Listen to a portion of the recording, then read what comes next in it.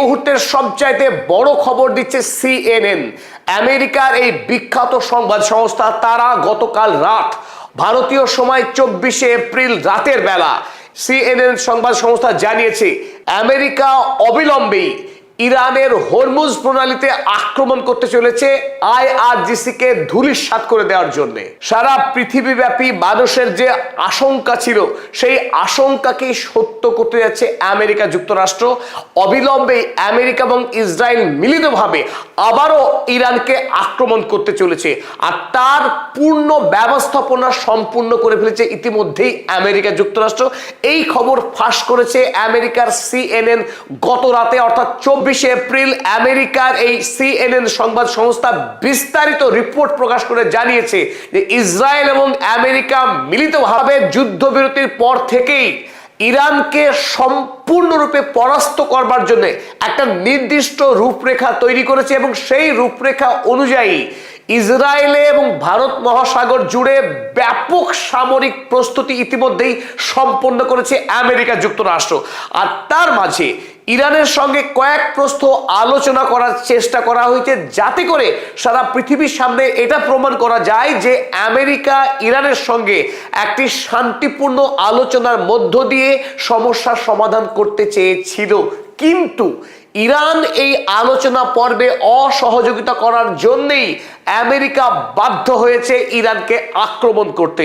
আর এই বিষয়ে ইসরায়েলের পক্ষে ইসরায়েলের সেনাকর্তা ইসরায়েল কাটজ তিনি স্পষ্ট জানিয়েছিলেন 2 দিন আগেই যে তারা কেবলমাত্র আমেরিকার সবুজ সংকেতের অপেক্ষায় রয়েছে ইরানকে প্রস্তর যুগে ফিরিয়ে দেওয়ার জন্য। এই মুহূর্তে ইসরায়েল সম্পূর্ণরূপে প্রস্তুত, আর তারা কেবল চাইছে ডোনাল্ড ট্রাম্পের ইশারা। ডোনাল্ড ট্রাম্প ইশারা করলেই ইরানের উপর তারা আবারও শুরু করে দেবে সেই পাশবিক আক্রমণ। আর ইসরায়েল কাটজ যখন এই খবর প্রকাশ করেছে তার একদিন পরেই 23শে এপ্রিল চীনের পক্ষে এই বছরের দ্বিতীয়বারের জন্য ইরানের চীনা দূতাবাসে পাঠানো হয় সেই হারহীন করা মেসেজ, অর্থাৎ পত্রপাঠ। ওই মেসেজ পাওয়া মাত্রই ইরানে যে সমস্ত চীনা নাগরিক ব্যবসায়িক ও অন্যান্য কারণে অবস্থান করছে তাদের পত্রপাঠ ইরান ত্যাগ করে দেশে ফিরে যাওয়ার নির্দেশ দেয় বেজিং।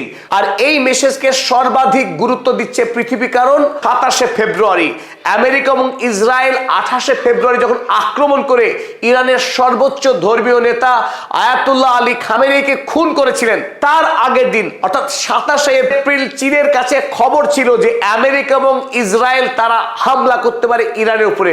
কারণ স্যাটেলাইট ইমেজ ব্যাখ্যা করে চীন আগেই বুঝতে পেরে গিয়েছিল আমেরিকা এবং ইসরায়েলের মুভমেন্ট, তারা যে কোনো সময় হামলা করতে চলেছে সেই ইঙ্গিত আগেই পেয়ে গিয়েছিল চীন। এবারও চীন যে সত্যতা প্রমাণিত হলো সিএনএন এই তথ্য ফাঁস করার পরেই চীনের যে সতর্ক বার্তা সেটা যে সত্য ছিল তা আরো একবার জোরদার প্রমাণ হয়ে গেল। তাই এই মুহূর্তে মধ্যপ্রাচ্যে আরো একটি বিধ্বংসী আরো একটা ভয়ঙ্কর যুদ্ধ শুরু হতে যাচ্ছে যে কোনো মুহূর্তে। এখন বড় আশঙ্কা, যদি আমেরিকা এবং ইসরায়েল হরমুজ প্রণালীকে দখল করবার জন্য তারা যদি আক্রমণ শুরু করে, সেই যুদ্ধ কিন্তু আর ইরান ইসরায়েল আমেরিকার মধ্যে সীমাবদ্ধ থাকবে না। আশঙ্কা এই যুদ্ধে মধ্যপ্রাচ্যের যে সমস্ত রাষ্ট্র আমেরিকা এবং ইসরায়েলকে সহযোগিতা করবে সেই সমস্ত রাষ্ট্রের বিরুদ্ধে ইরান যে ভয়ঙ্কর প্রতিশোধ দেবে সে কথা বলে রাখাই যায়। আর ইতিমধ্যেই সেই আশঙ্কাকে সত্য করেছে আরব আমিরাত। আরব আমিরাত ইতিমধ্যেই যে সমস্ত মার্কিন সেনা ছাউনি রয়েছে আরব আমিরাতে যুদ্ধের জন্য সেই সমস্ত সেনা ছাউনিকে ব্যবহার করার গ্রিন সিগন্যাল দিয়ে দিয়েছে আমেরিকাকে।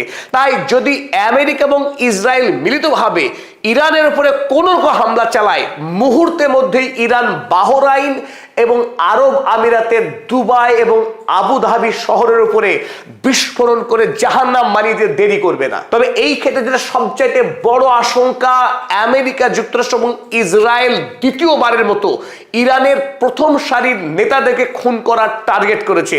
সিএনএন এর ফাঁস করার তথ্য অনুযায়ী আমেরিকা এবং ইসরায়েলের পয়লা টার্গেট হচ্ছে এই আহমেদ ওয়াহিদি, ইরানের আইআরজিসির হেড। তাকে হার্ডলাইনার বলে চিহ্নিত করেছে আমেরিকা এবং ইসরায়েল, কারণ আমেরিকার সঙ্গে ইরানের শান্তি চুক্তিতে প্রধান বাধা বলে মনে করছে আমেরিকা এই ওয়াহিদিকে এবং মুজতবা খামেনেই। ইতিমধ্যেই 28 ফেব্রুয়ারি প্রথম আক্রমণে মারাত্মকভাবে জখম হয়েছিলেন বলে খবর আমেরিকার কাছে, যিনি এই মুহূর্তে চিকিৎসাধীন। দ্বিতীয়বার এই মুস্তফা খামেনিকে টার্গেট করা হবে এবং তাকে খুন করার এক ষড়যন্ত্র ইতিমধ্যেই তৈরি করে রেখেছে আমেরিকা এবং ইসরায়েল।